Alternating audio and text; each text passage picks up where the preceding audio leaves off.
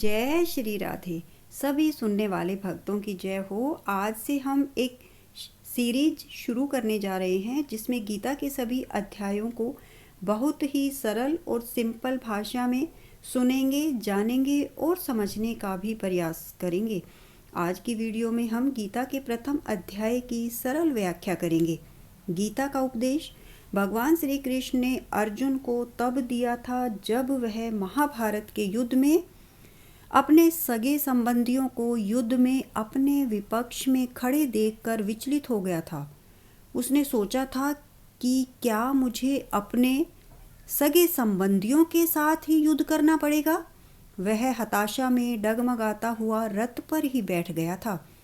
तब उसी अर्जुन को भगवान श्री कृष्ण ने कुरुक्षेत्र की रणभूमि में भगवत गीता का उपदेश दिया था। उन्होंने अर्जुन को आत्मा की अमरता, शरीर की नश्वरता, काम, क्रोध, फल, त्याग, भोग, भ्रम, ज्ञान, भक्ति, संन्यास, प्राकृतिक गुण, मन को वश में करने के उपाय, इच्छा, क्रोध, काम, इन तीनों को नियंत्रण में रखना, भव सागर से पार उतरने के उपाय इत्यादि के बारे में ज्ञान दिया था, उपदेश दिया था।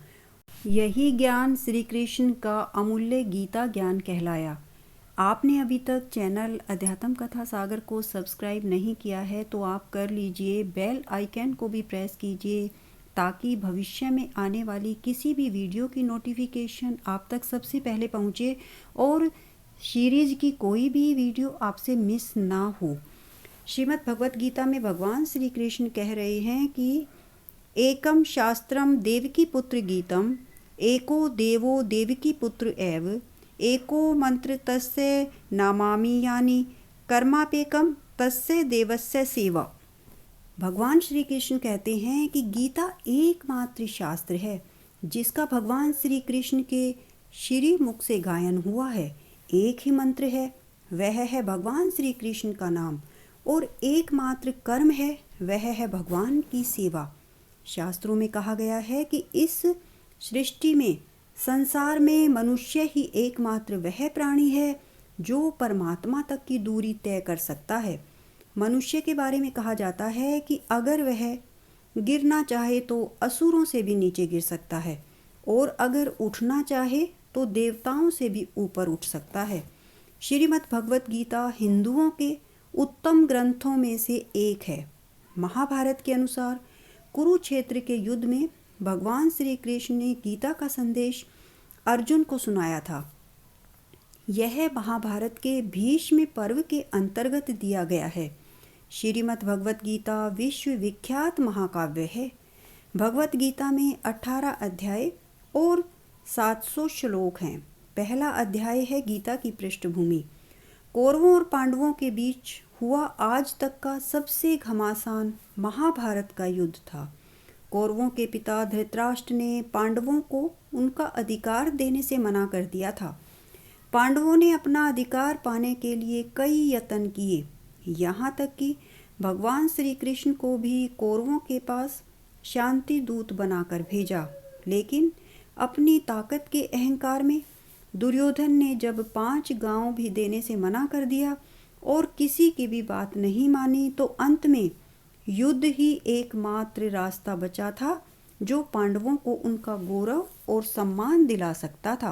आखिरकार पांडवों ने कौरवों के साथ युद्ध करना ही उचित समझा। युद्ध के मैदान कुरुक्षेत्र में पांडव और कौरवों की सेना युद्ध के लिए इकट्ठा हुई। यहाँ पर हस्तिनापुर में अंधे धृतराष्ट्र बैठकर अपने सारथी संजय की आंखों से युद्ध का सारा ब्यौरा सुन रहे थे, क्योंकि धृतराष्ट्र के आग्रह पर महर्षि व्यास ने अब उनके सारथी संजय को भी दिव्य आंखें प्रदान कर दी थी, जिससे वे युद्ध को अपनी आंखों से देख सकते थे।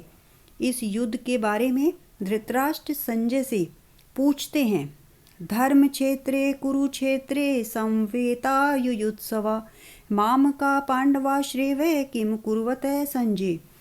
धृतराष्ट्र बोले, हे संजय, धर्म भूमि कुरुक्षेत्र में इकट्ठे हुए युद्ध की इच्छा वाले मेरे पुत्रों और पांडु के पुत्रों ने क्या किया।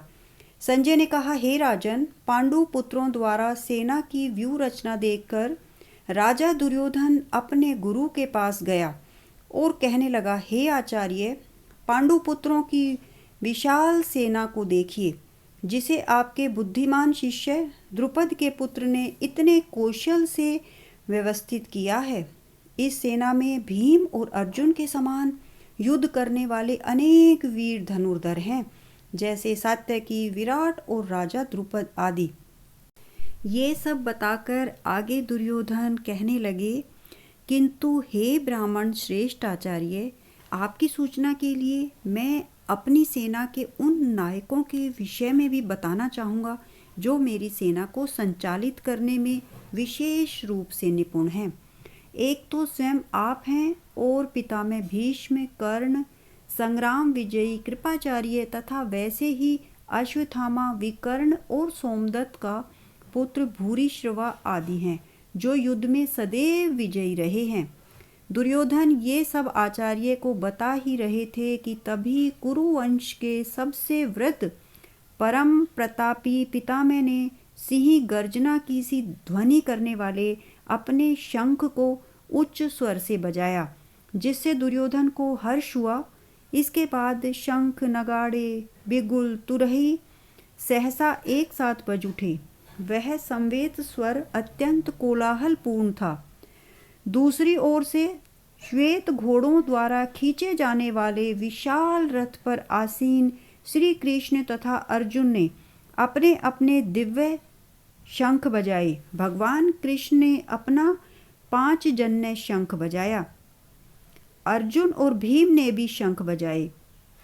उस समय हनुमान से अंकित ध्वजा लगे रथ पर आसीन पांडुपुत्र अर्जुन ने अपना धनुष उठाकर श्री कृष्ण से कहा कि हे अच्युत, कृपया करके मेरा रथ दोनों सेनाओं के बीच में खड़ा करें, जिससे मैं यहाँ उपस्थित युद्ध की अभिलाषा रखने वालों को, जिनसे मुझे संघर्ष करना है, उन्हें देख सकूं।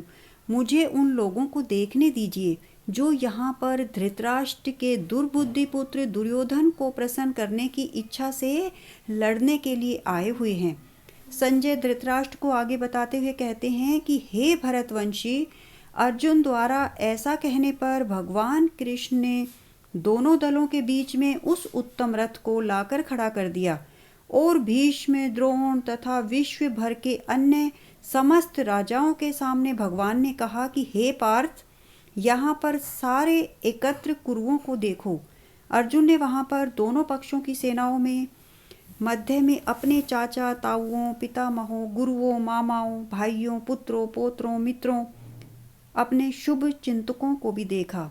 जब कुंती पुत्र अर्जुन ने मित्रों तथा संबंधियों की इन श्रेणियों को देखा तो वह करुणा से अभिभूत हो गया और अत्यंत करुणा से युक्त होकर कुंती पुत्र अर्जुन शोक करते हुए बोले, हे कृष्ण, इस प्रकार युद्ध की इच्छा से खड़े हुए अपने मित्रों और संबंधियों को अपने समक्ष उपस्थित देखकर मेरे शरीर के अंग कांप रहे हैं। मेरा गला सूखा जा रहा है, मेरा सारा शरीर कांप रहा है, मेरे रोंगटे खड़े हो रहे हैं, मेरा गांडीव धनुष मेरे हाथ से सरक रहा है और मेरी त्वचा जल रही है। मैं यहाँ अब और अधिक खड़ा रहने में असमर्थ हूँ। मैं अपने को भूल रहा हूँ, मेरा सिर चकरा रहा है। हे कृष्ण, मुझे तो केवल अमंगल के कारण दिख रहे हैं। हे कृष्ण, इस युद्ध में अपने ही स्वजनों का वध करने से न तो मुझे कोई अच्छाई दिखती है और न मैं उससे किसी प्रकार की विजय, राज्य या सुख की इच्छा रखता हूँ। हे गोविंद, हमें राज्य, सुख अथवा इस जीवन से क्या लाभ, क्योंकि जिन सारे लोगों के लिए हम उन्हें चाहते हैं वे ही इस युद्ध भूमि में खड़े हैं। हे मधुसूदन, जब गुरुजन, पितृगण, पुत्रगण, पितामह, मामा, ससुर, पौत्रगण, साले तथा अन्य सारे संबंधी अपना अपना धन एवं प्राण देने के लिए तत्पर हैं और मेरे सामने खड़े हैं, तो फिर मैं इन सबको क्यों मारना चाहूँगा, भले ही वे क्यों न मार डालें। हे जीवों के पालक, मैं इन सभी से लड़ने के लिए तैयार नहीं हूँ, भले ही बदले में मुझे तीनों लोक क्यों न मिलते हों। इस पृथ्वी की तो बात ही छोड़ दें, भला धृतराष्ट्र के पुत्रों को मारकर हमें कौन सी प्रसन्नता मिलेगी। अर्जुन आगे कहता है कि यदि हम ऐसे आतताइयों का वध करते हैं तो हम पर पाप चढ़ेगा, अतः यह उचित नहीं होगा कि हम धृतराष्ट्र के पुत्रों तथा उनके मित्रों का वध करें। हे लक्ष्मीपति कृष्ण, इससे हमें क्या लाभ होगा और अपने ही कुटुंबियों को मारकर हम किस प्रकार सुखी हो सकते हैं। अर्जुन ने विचार किया कि राजनीतिक कारणों से स्वजनों का वध करने की अपेक्षा धर्म तथा सदाचार की दृष्टि से उन्हें क्षमा कर देना श्रेयस्कर होगा। अतः क्षणिक शारीरिक सुख के लिए इस तरह वध करना लाभप्रद नहीं होगा।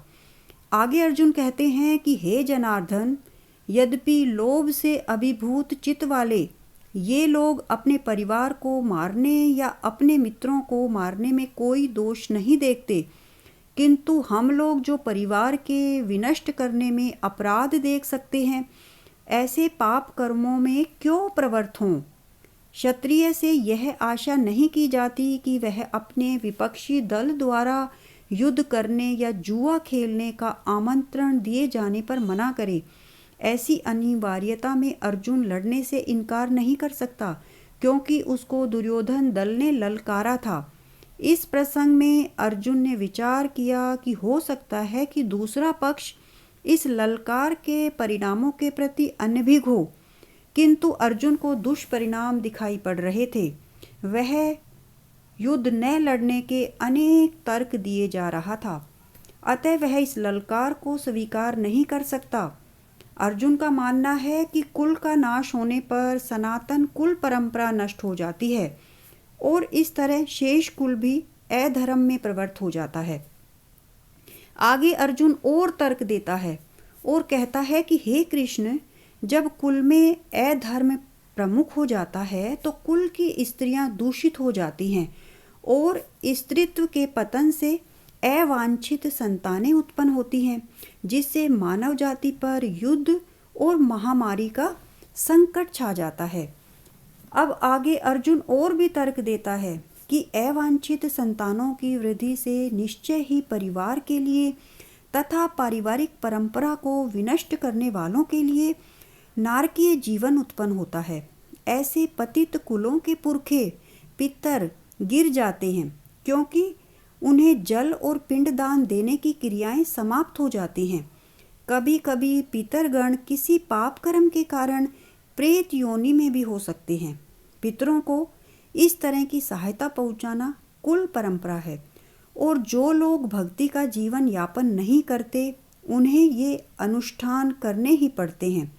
केवल भक्ति करने से मनुष्य सैकड़ों क्या हजारों पितरों को ऐसे संकटों से उबार सकता है।